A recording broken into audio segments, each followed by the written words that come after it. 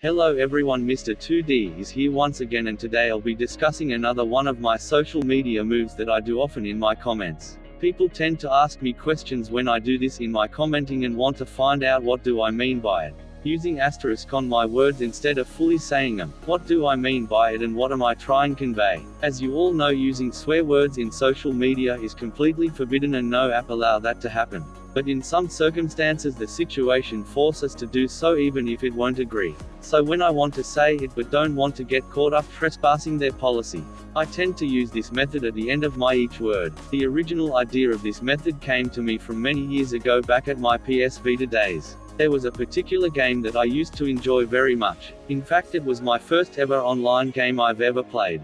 Toukiden 2 was an old yet beautiful masterpiece, and as I'm sure you all know by old I mean online chatting speed did not exist. So players were forced to use keyboards to communicate with each other. It was difficult, but it was also entertaining and memorable in its own way. The game was old but really well made in the community engagement. In fact, I can proudly say it was way better than any other app we have now. The mechanics were quite simple. Whenever I tried to write down swear words after uploading, it automatically blocks it with asterisk. At first I thought it was coincidence, but as I kept on writing down it continued to add more asterisk on my comments. It was simple yet brilliant idea to maintain morality in the game.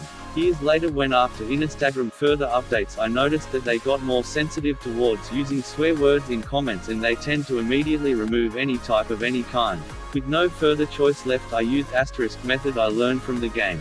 And so it worked splendidly. I was able to convey my thoughts without getting removed from the comments. And that was it for this life hack of mine. Thank you guys for listening. I hope it was helpful. I'll further share this to my YouTube channel as tips and tricks. Until next time, goodbye.